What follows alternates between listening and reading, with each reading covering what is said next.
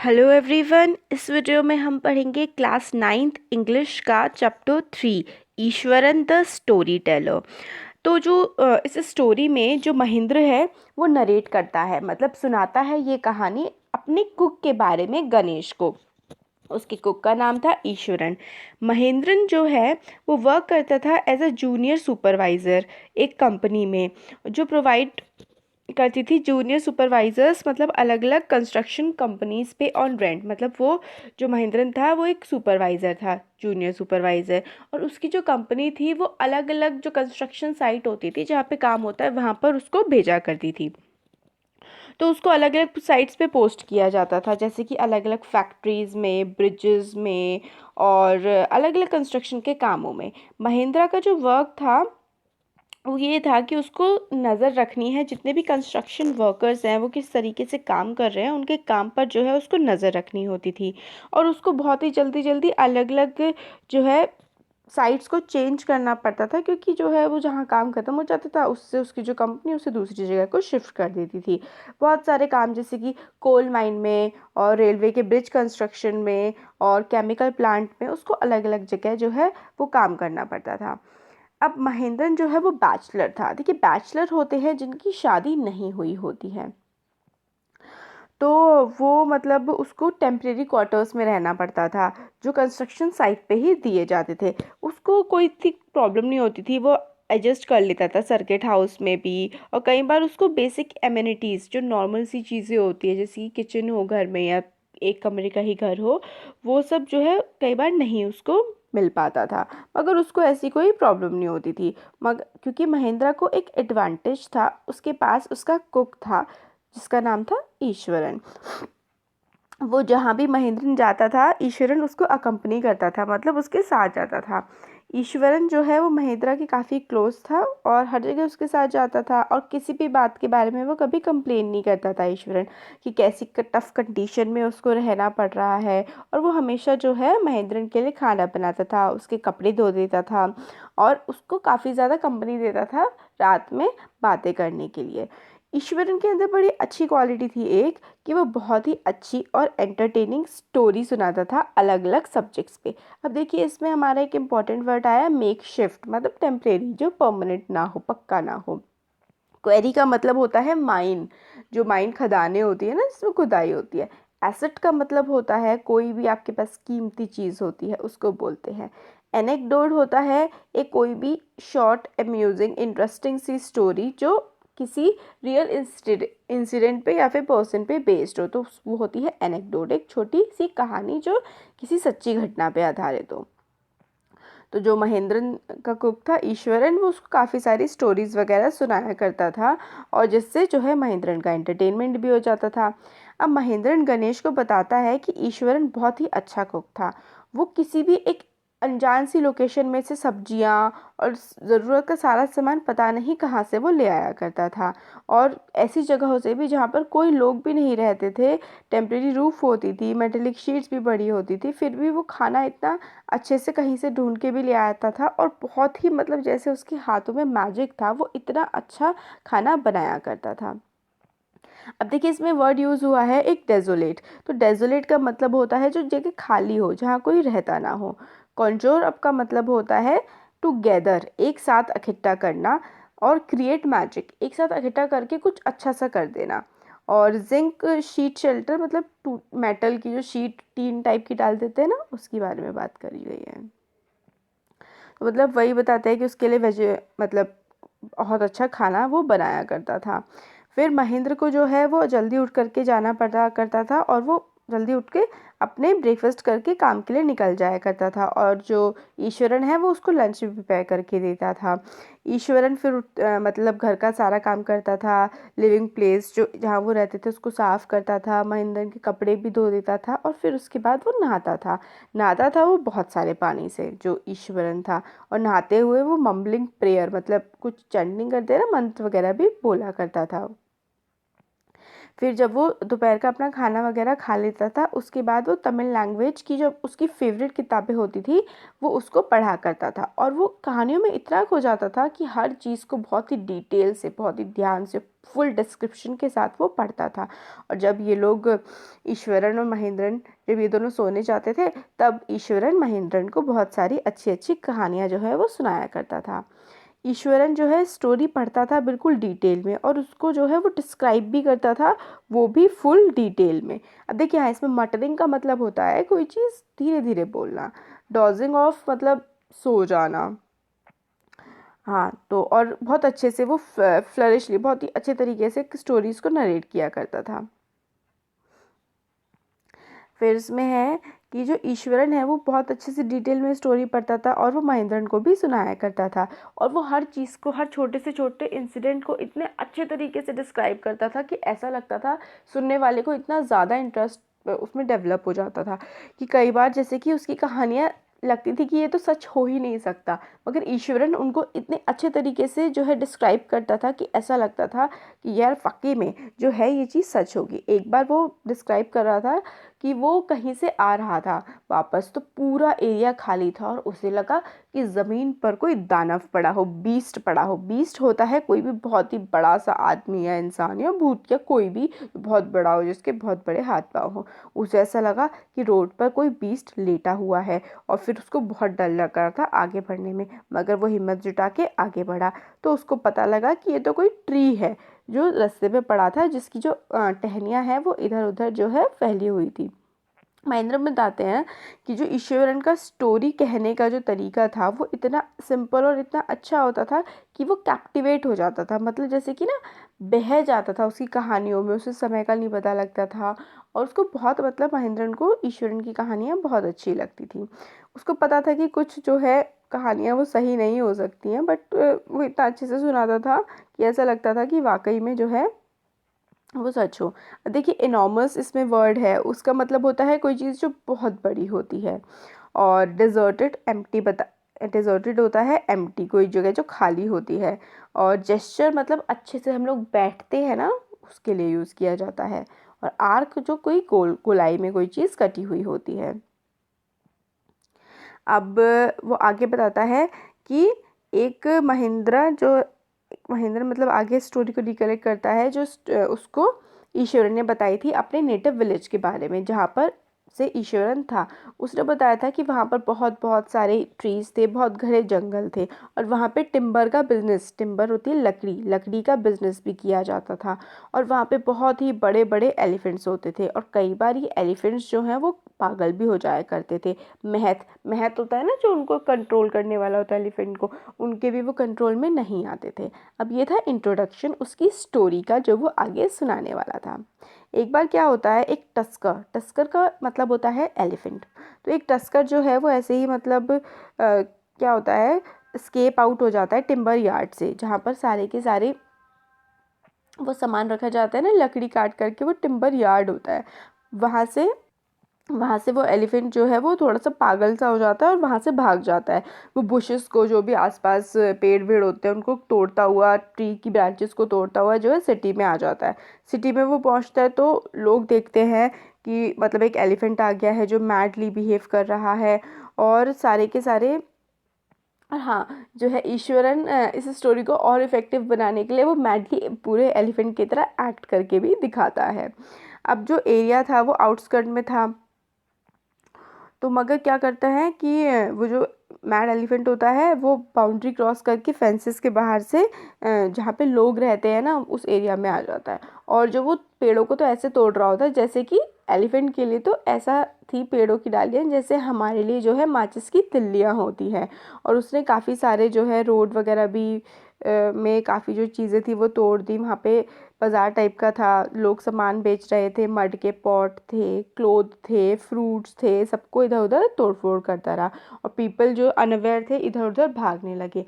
फिर उसने स्कूल की जो है दीवार तोड़ दी और स्कूल के अंदर घुस गया, और बहुत ही तेज़ तेज़ लाउड नॉइजेस करने लगा और इधर उधर जो है वो घूमने लगा।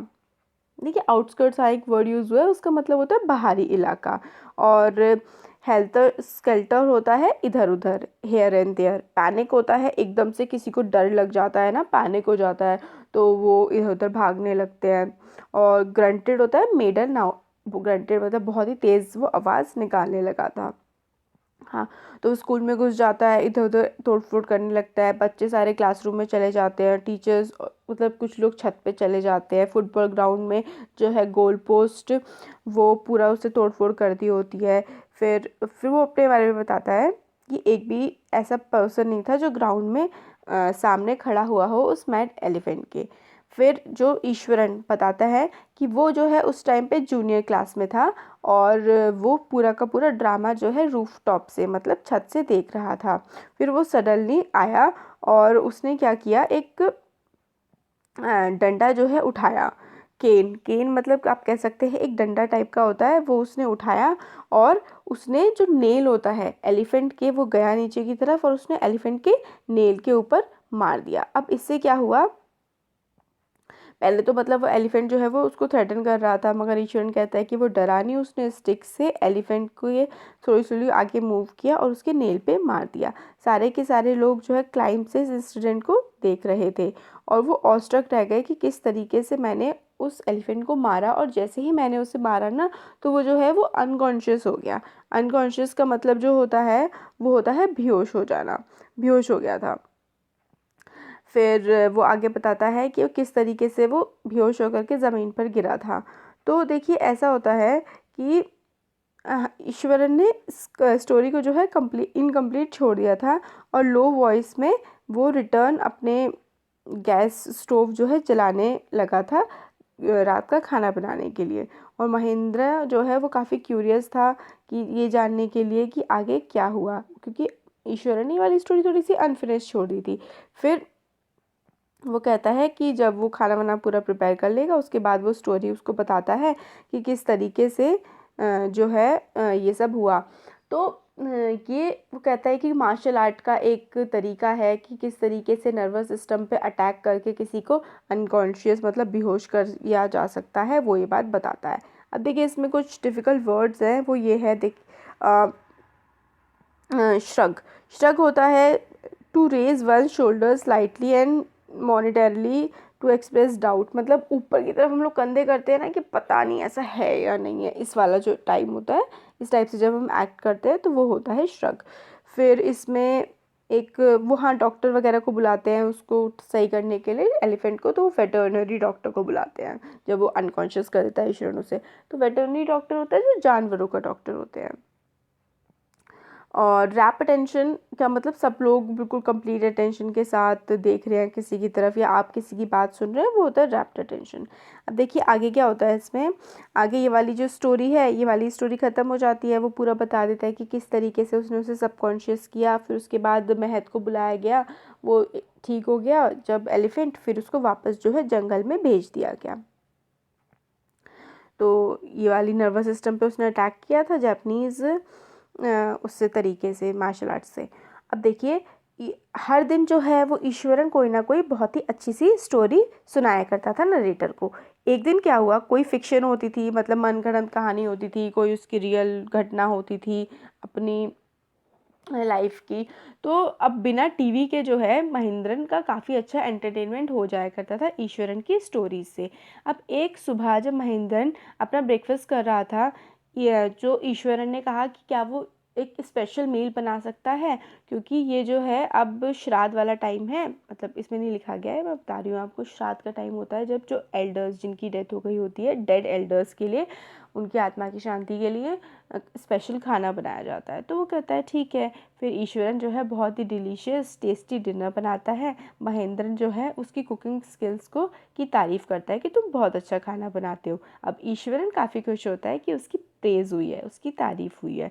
बट एकदम से उसको जो स्टोरीज़ है गोस्ट से, भूतों की, super natural ghost stories, super natural powers की स्टोरीज़ उसको याद आने लगती है। महेंद्र को ये बात थोड़ी पसंद नहीं होती जब वो भूतों की स्टोरी सुनाता है।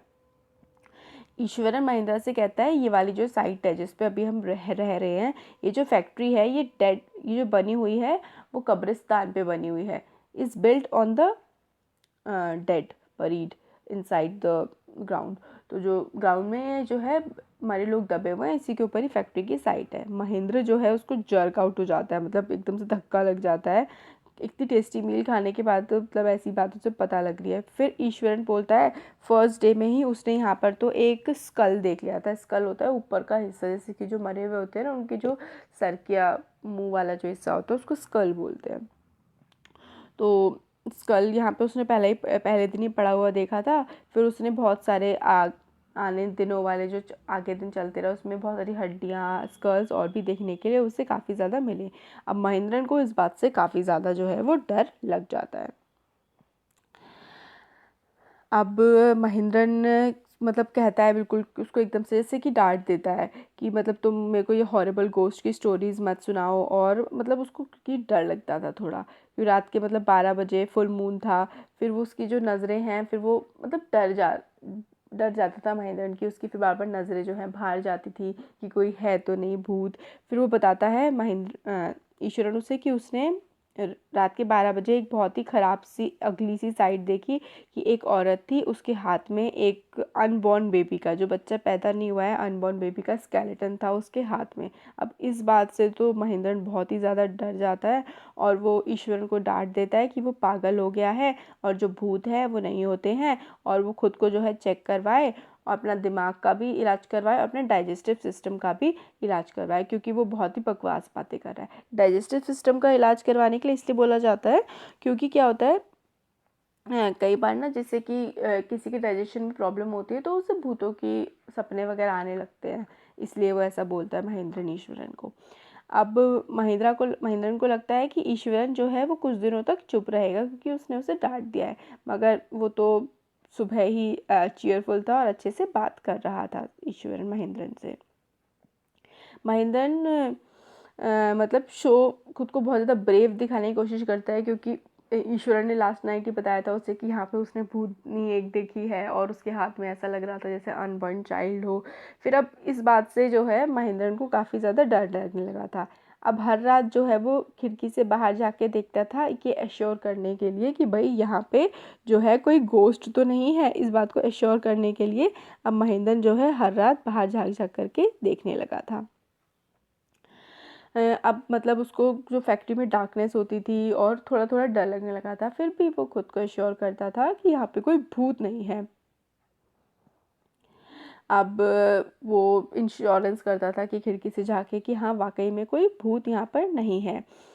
फिर उसको ये डर लगता था कि कहीं ऐसा ना हो जाए कि कहीं एक दिन कोई दिन ऐसा हो जाए कि उसको कोई भूतनी ही वाकई में बाहर खड़ी हुई दिख जाए। अब इस बात से काफ़ी वो डरने लगा था।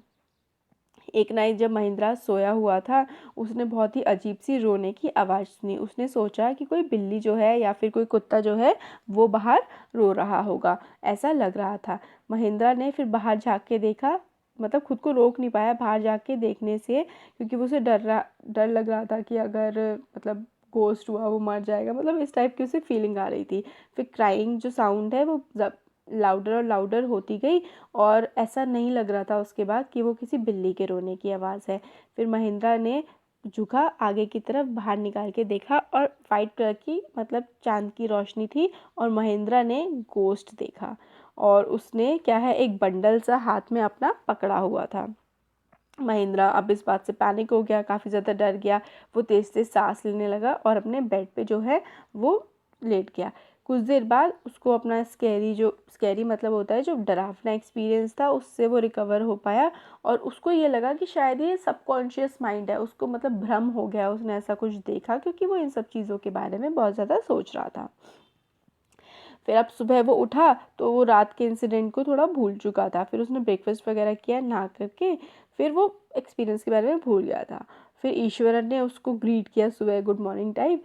फिर उसको लंच बैग देते हुए उसने बोला कि मतलब उसको जो कल हुआ था वो मतलब अच्छे से ध्यान है कि कल क्या हुआ था। उसने आवाज़ सुनी थी ना महिंद्रा की कि महिंद्रा भी डर गया था। फिर महिंद्रा ने फिर से उसको स्कोल्ड किया, डांटा अगली गोस्ट के बारे में मतलब बात करने के लिए कि उसने क्यों बात करी, उसे क्यों याद दिलाया। अब महिंद्रा जो है डर तो गया ही था लास्ट नाइट की, जब उसे बात फिर से सुबह याद आ गई, काफ़ी ज़्यादा वो डर गया था। फिर ईश्वरन के कमेंट ने महिंद्रा को और भी ज़्यादा डरा दिया कि आपकी जो है आवाज़ आई थी। फिर अब उसने कुछ और नहीं सुना फर्दर ईश्वरन की बात, और वहाँ पर वो बिल्कुल नहीं रुका, वो ऑफिस में गया, उसने अपनी जॉब से रिज़ाइन दिया, और वो क्योंकि एक हॉन्टेड प्लेस पे, एक भूतिया जगह वो नहीं रहना चाहता था, और वो वहाँ से अपनी जॉब छोड़ करके चला गया। तो ये जो स्टोरी है हमारी कंप्लीट हो गई। आपको कैसा लगा वीडियो कमेंट सेक्शन में कमेंट करके बता सकते हैं। अच्छा लगा तो लाइक करिए, चैनल को सब्सक्राइब करिए और अपने फ्रेंड्स के साथ भी शेयर करिएगा। Thank you.